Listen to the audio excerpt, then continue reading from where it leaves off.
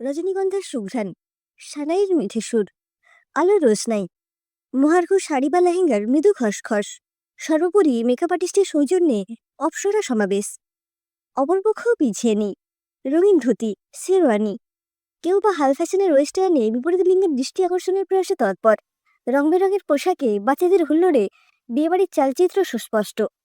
লাল velvet মোড়া সিংহাসনে রাজেন্দ্রানীর মতো বসে রয়েছে আজকের অনুষ্ঠানের মূল আকর্ষণ নবপরিণীতা রজনী। পাশেই আছেন শাশুড়ি মা নীরা, নিমন্ত্রিত অতিথি উপাগতদের সাথে পরিচয় করিয়ে দিচ্ছেন তার নতুন বৌমার। ম্যাজেন্টা কালারের বেনারসিতে আর সাবেকি গয়নায় রজনী আজ অনন্যা। নতুন বইয়ের কেউ প্রশংসা করলেই আপ্লুত হয়ে যাচ্ছেন নীরা। আজ তার পরম আনন্দের দিন। একমাত্র ছেলে শুভজ্যোতির জন্য নিজে পছন্দ করে বউ এনেছেন। পুত্রবধূ নির্বাচনে শুভ কিংবা ওর বাবা সৌমেনবাবু বিন্দুমাত্র নাক গলাননি। রজনীর সামনে দিয়ে শুভর বারে বারে আনাগোনা দেখে মুখ টিপে হাসছেন নীরা। রজনী বা শুভ দুজনেই বিয়েটা রেজিস্ট্রেশনে সীমাবদ্ধ রাখতে চেয়েছিল। নীরা জেদাজেদিতেই ছোট করেই রিসেপশনের আয়োজন। কেবল অতি ঘনিষ্ঠ আত্মীয় স্বজন, বন্ধুবান্ধব আর কয়েকজন প্রতিবেশী। লাল বেনারসিতে তীব্র আপত্তি ছিল রজনীর। নীরা যেন অন্তর্যামী। আশীর্বাদী তত্ত্বে ম্যাজেন্টা কালারের বেনারসি দেখে তাই মনে হয়েছিল বিস্মিত রজনীর। গভীর রাতে জন্মেছিল বলে মা নাম রেখেছিলেন রজনী। ছোটবেলার মা খাওয়ানো রজনী নীরার মাঝেই মাকে খুঁজে পেয়েছে। মাতৃস্নেহে বেঁধেছেন নীরা ওকে। দেখতে গিয়ে বলেছিলেন, আমি ছেলের বউ নয়, মেয়ে নিতে এসেছি। নীরার বান্ধবী মলিনার দিদির মেয়ে রজনী।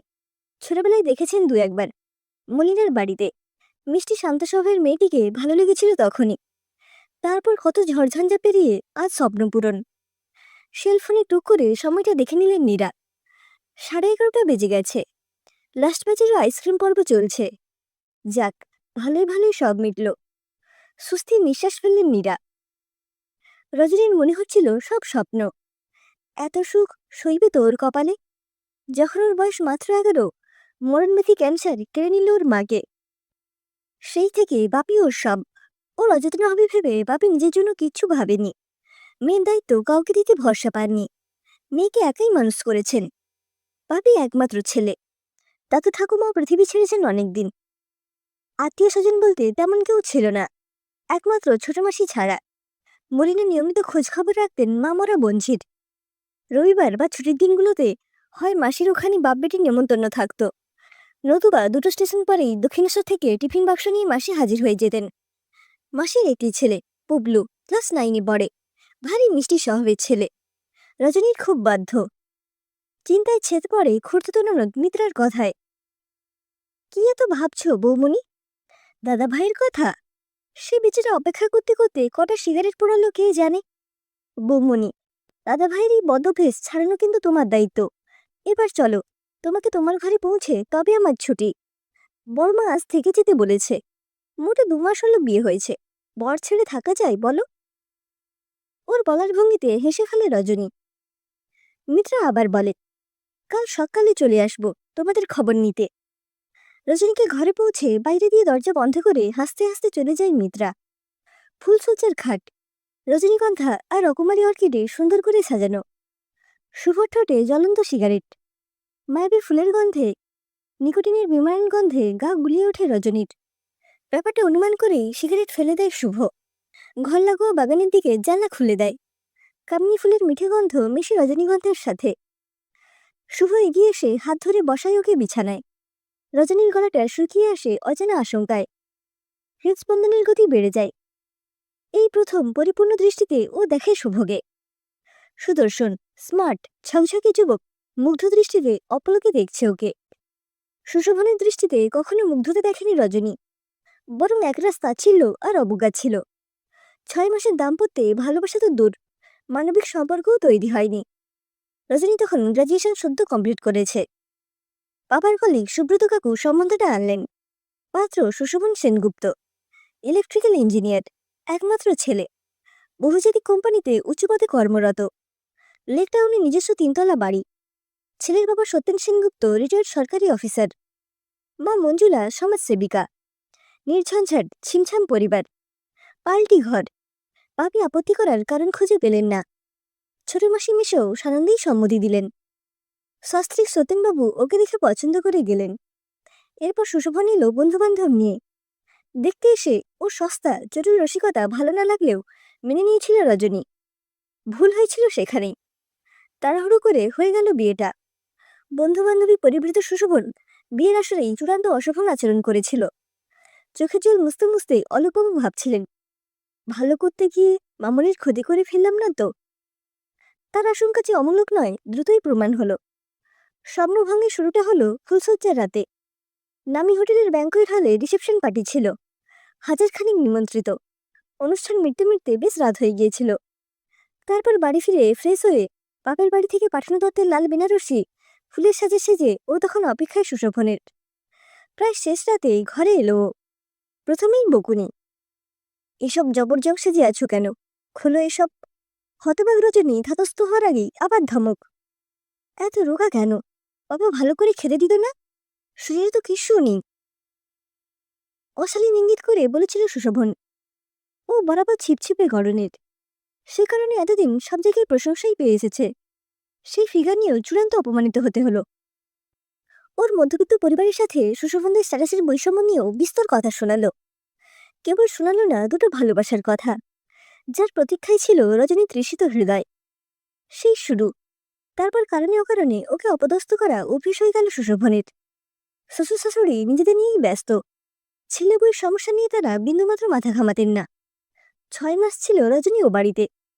অনেক চেষ্টা করেছিল মানিয়ে নিতে, কিন্তু সুশোভনের অবহেলা, নিত্যকার অপমান, অমানবিক ব্যবহার ওকে ক্রমশ ডিপ্রেশনের দিকে ঠেলে দিচ্ছিল। বাচ্চার ইচ্ছেটা হারিয়ে ফেলেছিল ক্রমশ। বিয়ের মতো একটা সিরিয়াস বিষয় কতটা হালকা ভেবে নিয়েছে সুশোভন।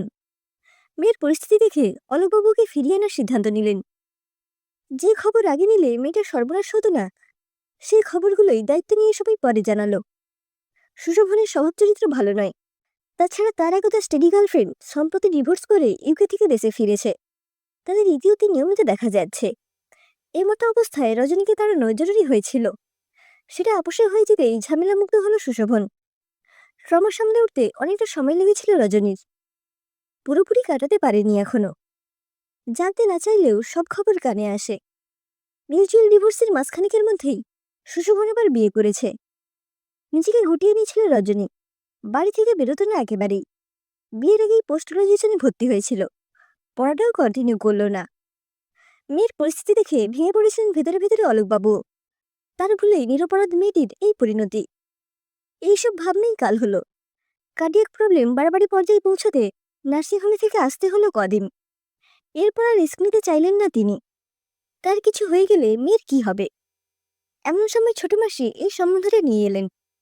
ছোট মাসির বাড়িতেই রজনীকে দেখে খুব পছন্দ হয়েছে নীরার, তার একমাত্র ছেলে শুভর জন্য।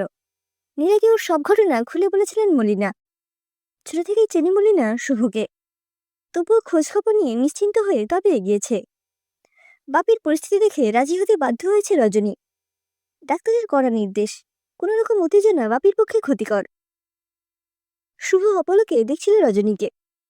বেনারসি, চন্দন, ফুলের সাজে অপরূপা লাগছে রজনীকে। এবারে মায়ের পছন্দের উপর ভরসা রেখে ভুল করেনিও। বিয়ের আগে একবারও চাক্ষুষ দেখেনি রজনীকে। ছবিতে দেখেই সম্মতি দিয়েছে। শ্রুতিকে তো নিবিড়ভাবে দেখে জেনে বিয়ে করেছিল। চিনতে পেরেছিল কি? শ্রুতির মতো চোখ ধাঁধানো সুন্দরী রজনী নয়। স্নিগ্ধ সৌন্দর্য রজনীর। মনকে শান্ত করে, আশ্রয় দেয়। শ্রুতি ছিল শুভর ক্লাসমেট। মুম্বাই ওরা একসাথে এমবিএ পড়তো। পড়তে পড়তে ভালো লাগা, কাছে আসা। পড়া শেষে ক্যাম্পাসিংয়ে দুজনে জব পেল মুম্বাইতে। যদিও কোম্পানি আলাদা। কলেজে পড়তে পড়তে মেলামেশা হয়েছে। শরীর নিয়ে কোনো ট্যাবু ছিল না শ্রুতির।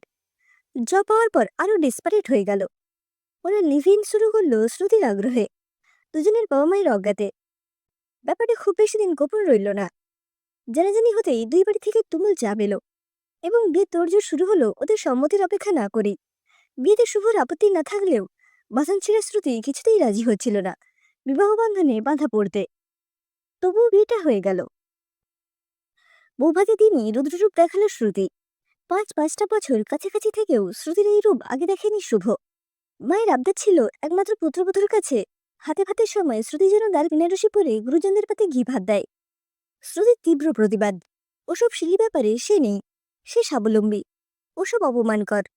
ভাত কাপড়ের দায়িত্ব কাউকে নিতে হবে না। বুদ্ধিপতী মা, মানিয়ে চলতে জানেন। পরিস্থিতি বুঝে নিজেকে গুটিয়ে নিলেন। এরপর লেহেঙ্গা, ডিপ কাট চলি, হীরের গয়না দুটিতে চোখ ধাঁধিয়ে নববধূ শ্রুতির রিসেপশন পার্টিতে বন্ধুদের সাথে উদ্দাম নাচ দেখে ভ্রু কুঁচিয়েছিল অনেকেরই। এখানেই শেষ নয়। রাতে বেডরুমে ঢুকে ফুলে সাজানো বিছানা দেখে চরম সিনক্রিট করলো শ্রুতি। ওর নাকি ফুলে অ্যালার্জি। এই অজুহাতে পাশের ঘরে চলে গেল শুতে। শুভ ভাবল, এই 5 বছরে আগে কখনো শুনিনি তো ফুলে অ্যালার্জির কথা। একাকী শুভর ফুলসজ্জার ফুলগুলো তখন কাটা হয়ে বিনছে ওকে। এতদিন একসাথে থেকেও ও বুঝল না শ্রুতিকে, কিংবা ওকে বুঝল না শ্রুতি। শেষ পর্যন্ত আরো বছরখানেক একসাথে থেকেও সমস্যার সমাধান তো দূর, বরং বেড়ে গেল।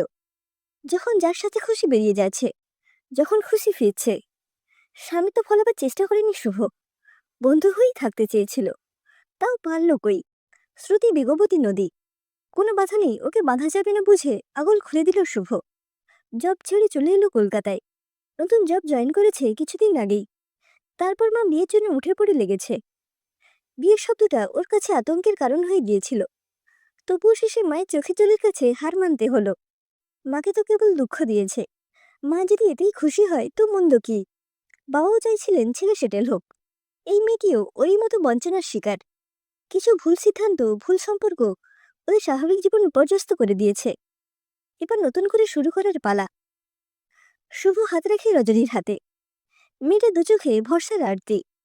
ওকে বুকে টেনে নেয় শুভ। ওর চোখে অপার মুগ্ধতা। পুরুষের দৃষ্টি চেনে মেয়েরা, নারী শরীর নয়। ওর খোঁজ নারী হৃদয়ে অফুরন্ত ভালোবাসা, নির্ভরতা আর পারস্পরিক আস্থার। শুভর ভালোবাসার কাছে নিজেকে নিশ্চিন্তে সমর্পণ করে রজনী। খোলা জানলায় চাঁদের আলো তখন উপচে পড়ছে ওদের সুখের ঘরে।